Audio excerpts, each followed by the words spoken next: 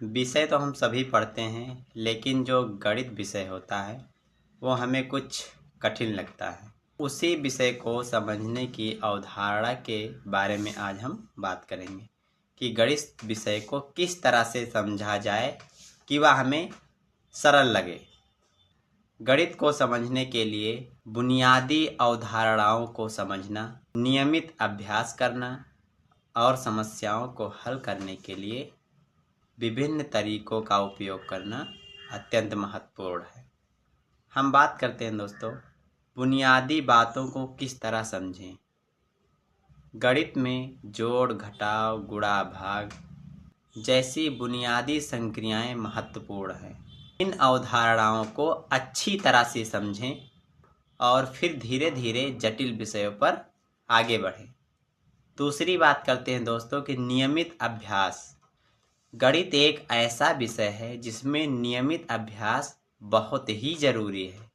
जितना अधिक आप अभ्यास करेंगे उतनी ही जल्दी आप गणित को समझ पाएंगे और सवालों को हल कर पाएंगे। एक ही समस्या को हल करने के लिए विभिन्न प्रकार के तरीके हो सकते हैं।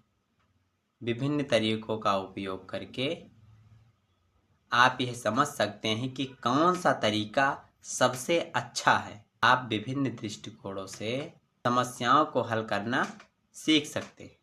गणित को वास्तविक जीवन में कैसे जोड़ें। गणित केवल किताबों में ही नहीं बल्कि हमारे जीवन में भी कई जगहों पर इसका महत्वपूर्ण योगदान है। उदाहरण के लिए आप खरीदारी करते समय, खाना बनाते समय या यात्रा करते समय भी गणित का उपयोग करते हैं। जब आप गणित को वास्तविक जीवन से जोड़ते हैं तो यह और अधिक प्रासंगिक और समझने में आसान हो जाता है। यदि आपको कोई समस्या है और समझ में नहीं आ रहा है तो आप अपने अध्यापक से इसकी मदद लें, अपने मित्रों से भी सहयोग लें और यदि समय पर कोई नहीं है तो आप सोशल मीडिया, यूट्यूब और गूगल के माध्यम से भी अपनी समस्या को हल कर सकते हैं। एक समय सारणी बनाएं और उसका पालन करें। और सबसे महत्वपूर्ण यह बात है कि यदि आप नोट बनाते हैं तो उसको लगातार पढ़ने की कोशिश करें, हमेशा रिवीजन करें। इससे गणित विषय आपको समझने में ज़्यादा आसानी होगी।